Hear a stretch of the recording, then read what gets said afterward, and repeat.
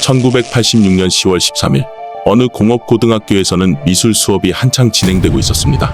미술 선생님은 섬세한 외모와 뛰어난 말솜씨로 학생들에게는 당시 유행하던 청춘 드라마의 주인공 같은 존재였습니다. 그런 선생님의 수업은 여학생들을 설레게 했고 재치 있는 입담으로 항상 웃게 해주셨는데요. 오늘은 왠지 불안해 보입니다. 교실 구석에는 보지 못했던 나무 상자가 하나 놓여 있었는데 선생님은 유난히 그 상자를 의식하는 듯했습니다. 1986년 10월 14일 밤 119에 화재 신고가 들어옵니다. 여긴 기우현 하시마시인데요. 중고차 판매점 주차장에서 뭔가가 불에 타고 있어요. 지나가는 행인의 신고 덕분에 비교적 빠른 시간에 화재는 진압되었지만 안타깝게도 그곳에서 타담한 여성의 시신이 발견됩니다. 사망 원인은 화재로 인한 것이 아니었음을 금방 알 수 있었는데요. 양손이 결박되어 있었던 것으로 보아 살인사건일 가능성이 높아 보였습니다. 경찰은 우선 이 여성의 신분을 밝히는 데 집중합니다. 여성의 지문과 주변에서 발견된 유류품으로 사망자는 전직 모델인 22세 스미 케이코로 밝혀졌습니다. 사건 발생 후 피해자의 계좌에서 현금 36만 엔이 인출된 것을 확인한 경찰은 은행의 CCTV를 분석합니다. 며칠 후 살인 및 사체유기 혐의로 입건된 남성의 정체에 일본 열도는 충격에 빠집니다. 놀랍게도 이 남성의 정체는 기우시 현립 기우니시공업 고등학교의 미술교사, 당시 38세인 쿠제 시게이토였습니다. 이 사건에는 공범이 한 명 더 있었는데요. 전직 간호사였던 당시 22세 여성 하도 미화였습니다. 미술교사였던 쿠제 시게이토는 1979년에 케이코와 한 학년 후배인 미화가 재학 중이던 구조키타 고등학교로 부임하게 됩니다. 쿠제는 일반 교사들과는 많이 달랐는데요.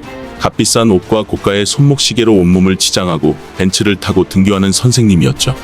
더욱이 해맑아 보이는 미소와 탁월한 언변으로 학생들을 매료시켰고 교내에서 롤러스케이트를 타고 다니며 수업을 하는 등 고정관념이란 틀을 무시하는 그의 행동은 학생들에게 있어 선망의 대상으로 비춰졌습니다. 학생 신분으로 커피숍 출입만 해도 꾸중을 하시는 꼰대 같은 선생님들과는 달리 그런 것에 별로 신경을 쓰지 않는 쿠제였기에 학생들에게는 개방적인 인상으로 소통도 잘 되는 선생님이었습니다. 하지만 함께 일을 하시는 선생님들의 평판은 사뭇 달랐는데요. 업무 태도가 게으르고 특히 여제자들과의 관계에서는 아랫도리가 칠칠치 못하다는 후문도 돌았습니다. 학교 미술실을 자신의 전용 공간인 마냥 젊은 여성을 데려오기도 했습니다. 그는 슬하에 3명의 딸을 두고 있었는데요. 그의 아내는 의사인 아버지를 둔 자산가였고 살롱을 운영하고 있었습니다. 경제적으로 넉넉했던 아내 덕분에 쿠제의 허영심은 채워졌고 자유분방한 생활을 즐길 수 있었습니다. 쿠제의 집안 역시 유명한 자산가 집안이었습니다. 어린 시절 큰 병을 앓은 탓에 부모님은 그를 응석바지로 키웠던 것 같습니다. 어느 날 그가 마음에 두고 있던 여교사에게 고백했지만 거절을 당하자 화가 많이 났던지 페인팅 나이프를 들고 도망다니던 그녀의 뒤를 쫓으며 가만 안 둘 거라며 난동을 피운 적도 있었다고 합니다. 일본대 예술학부를 졸업한 쿠제는 고향인 기후현으로 돌아와 미술교사를 하게 되었고 피해자가 재학 중이던 고등학교는 두 번째 부임지였습니다. 이 사건의 피해자인 스미 케이코는 고등학교를 졸업할 즈음인 1982년 쿠제와 깊은 관계가 됩니다. 당시에는 휴대폰이 없던 시절이라 졸업 후 자연스레 둘의 관계는 소원해졌습니다. 그로부터 1년여의 시간이 지나 둘은 길에서 우연히 재회합니다. 케이코는 남자에게 잘 속을 것 같아 너무 걱정돼. 무슨 일 있으면 연락해. 이날 이후 두 사람은 다시 만나게 되었고 쿠제는 그녀에게 모델 사무실을 소개해 주었습니다. 마침 이 시기에 쿠제는 아내와의 불화로 용돈이 궁했던 시기이기도 했습니다. 케이코를 이용해 보려고 했지만 생각만큼 수입은 없었기에 불과 8개월 만에 퇴사를 시킵니다. 이후 케이코는 화장품 판매원을 하게 되었는데요. 쿠제는 그녀에게 수입이 적다는 이유로 눈 딱 감고 밤일을 할 수밖에 없겠어. 라며 안마시술소에 가서 돈을 벌어라고 합니다. 그녀에게는 꿈이 있었습니다. 엄마와 함께 옷가게를 차리는 것이 꿈이었고 동생의 학비도 마련해주고 싶었습니다. 모델 사무실에 취직이 되었을 정도로 외모가 예뻤던 그녀는 열심히 일한 덕분에 금세 넘버원이 되었고 수입도 탑 수준이었습니다. 케이코는 열심히 일한 돈을 10원 한 장 허투루 쓰는 일 없이 전부 저축하고 있었습니다. 쿠제는 어느 날 돈을 불려줄 테니 자신에게 통장을 맡겨라고 합니다. 케이코는 그를 믿고 통장과 인감도장을 건네주었습니다. 이런 생활은 2년 가까이 이어졌지만 그녀가 번 돈은 전부 쿠제의 자동차 구매와 고가의 시계, 유흥비로 쓰여지고 있었습니다. 이 당시 쿠제는 학교에서의 행실도 가관이었는데요. 여학생의 고민을 들어주며 따뜻한 말로 위로해주는 정신적인 지배를 한 뒤에는 대상 모델을 해달라며 누드 사진을 요구합니다. 거절을 하면 너를 보면 예술적 감각이 살아나는 것 같아. 호감을 갖고 있는 선생님께 인정받고 싶어하는 여고생의 욕구에 교묘하게 파고들었습니다. 그러면서 폴로라이드 카메라로 찍기 때문에 필름은 절대 안 남긴다며 약속까지 합니다. 교활하게도 그는 폴로라이드 카메라로 찍은 뒤 일반 카메라로 그 사진을 다시 찍어 필름으로 남겼습니다. 누드 사진을 찍은 뒤에는 태도가 돌변의 몸을 요구했고 거절하면 사진을 다 뿌려버릴 거라며 협박까지 했습니다.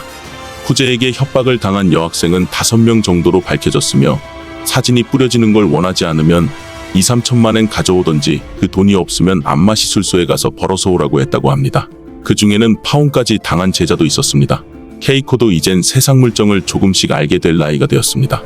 자신이 번 돈을 쿠제가 쓰고 있었다는 것을 알게 되었고 계속 이런 일을 하면서 내연녀로 있어야 하는 것에 대한 불만도 쌓이기 시작했습니다.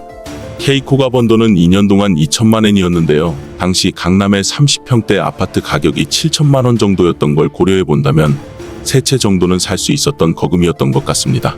케이코는 지금까지 쓴 돈을 빨리 갚거나 아내와 이혼하고 같이 살든지 둘 중에 하나를 택하라며 쿠제를 재촉하기 시작합니다.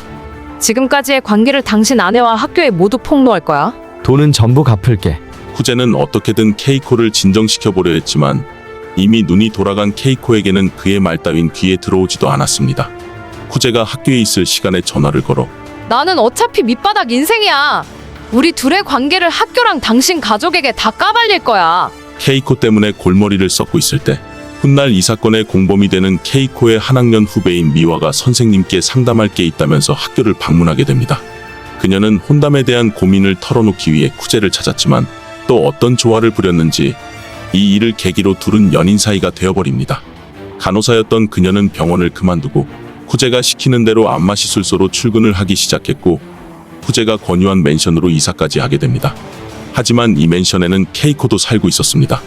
같은 맨션을 얻게 한 뒤 두 집을 왕래하면서 즐겼고 어리고 예쁜 여성이 돈까지 벌어다 주니 부럽습니다.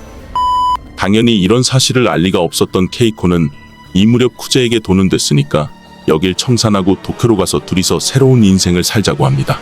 그러면서 이번 달 중순까지 다 정리하고 도쿄로 가지 않으면 학교에 가서 다 잃을 거라며 그를 압박했습니다. 궁지에 몰린 쿠제는 백화점으로 가서 사람이 들어갈 만한 크기의 나무 상자를 구입합니다. 1986년 10월 11일 밤 쿠제는 케이코를 주차장으로 유인의 차에 태웁니다. 쿠제는 케이코에게 수면제를 먹였고 정신이 혼미해진 케이코에게 너가 무슨 말을 하든 난 내 와이프랑 헤어질 마음이 없어. 그리고 도쿄에도 안 갈 거야. 내가 가만히 있을 것 같아. 케이코는 차 안에서 난동을 부리기 시작했고 쿠제는 그런 그녀의 머리를 망치로 내려칩니다. 노끈으로 그녀의 목을 압박한 뒤 의식을 잃은 것을 확인한 그는 미리 구입해둔 나무상자에 그녀를 넣고 자물쇠로 잠궈버립니다. 그는 나무상자를 싣고 학교 미술실로 향했습니다. 이대로 죽어줬으면 좋겠다고 생각한 쿠제는 상자를 미술실에 둔 채 일단 집으로 귀가했습니다. 한참의 시간이 흘러 다시 미술실로 돌아와 나무상자의 뚜껑을 조심스레 열어봅니다. 그녀는 아직 살아있었습니다. 선생님 얘기는 아무에게도 말 안 할게요. 집에 보내주세요. 말씀하시는 건 뭐든 들을 테니 제발 살려주세요. 선생님을 위해 뭐든 다 했잖아요. 선생님은 내 꿈도 돈도 전부 빼앗아갔잖아요. 그래도 괜찮아요. 목숨만은 살려주세요. 그래. 내 말이면 다 들어준다고? 그럼 손을 묶게 해줘. 쿠제는 그녀의 양손을 결박했습니다. 비정하게도 그는 수건과 쿠션을 죄다 모아와 그녀의 입을 틀어막고 상자 안을 빈 공간 없이 꽉꽉 채워넣은 뒤 뚜껑을 닫아버렸습니다. 이날은 일요일이었고 월요일이 되자 쿠제는 여느 때와 다름없이 출근을 한 뒤 수업을 진행했습니다. 케이코의 집으로 가 자신의 지문 등을 지우기 위해 청소를 하고 가재도구들은 미화 집으로 옮겨두었습니다. 미술실에 놓여있는 나무상자 안에는 이미 질식사해버린 케이코가 들어있었습니다. 그런 사실을 알 리 없었던 학생들은 나무상자가 있는 교실에서 수업을 받았습니다. 학생들이 그것이 뭐냐고 물어보면 쿠제는 수업에 쓸 도구라며 둘러댔습니다. 3일째가 되자 상자에서 스멀스멀 악취가 풍기기 시작합니다. 처리를 해야겠다고 생각한 쿠제는 미화를 불러 다른 상자에 케이코의 사체를 옮겨 담고선 어느 중고차 판매점 야외전 시장으로 갔습니다. 상자에 휘발유를 부어 불을 붙인 뒤 그곳을 떠나 케이코의 현금 카드로 36만 엔을 인출했습니다. 다행히 지나가던 행인의 신고 덕분에 화재는 금방 진압이 되었고 현장에서 케이코의 집 열쇠도 발견되었습니다. 그 열쇠는 특수키였기 때문에 맨션을 금방 특정할 수 있었다고 합니다. 후재는 임의동행으로 조사를 받게 되었고 처음엔 모른다며 딱 잡아떼더니 갑자기 울면서 자백하기 시작했다고 합니다. 그녀는 병에 걸려서 이상행동을 했고요. 자신의 손을 결박해 달라고 했어요. 그녀가 타올을 입안에 넣어달라고 했단 말이에요.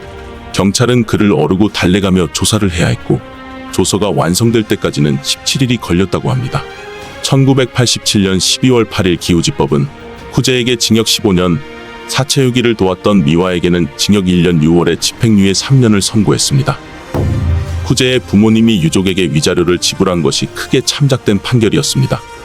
의외로 가벼운 처벌로 끝나는 듯 보였지만 검찰의 항소로 인해 판결은 뒤집힙니다. 1988년 6월 21일 나고야 고등법원에서 항소심이 열렸습니다. 위자료는 피고가 생전 피해자의 돈을 갈취한 금액의 변제일 뿐이라면서 1심의 판결을 파기, 무기징역을 선고했습니다. 후재는 즉시 상고했습니다. 1990년 2월 23일 최고재판소는 후재의 상고를 기각, 그의 무기징역은 최종 확정되었습니다. 판결문은 이러했습니다. 피고는 가정이 있음에도 불구하고 제자와 관계를 맺으면서 거액을 갈취해 고급 외제차를 사거나 다른 여성과 즐기기 위해 모두 낭비했다. 거기에 더해 피해자를 장기간 밀폐된 나무 상자에 넣는 등 냉혹하게 이를 봐없고 지문을 제거하거나 알리바이 공작을 하는 등 지극히 계획적이며 살해 동기도 살해 방법도 극히 악질적이라 정상 참작의 여지는 없고 무기징역에 대한 판결은 타당하다.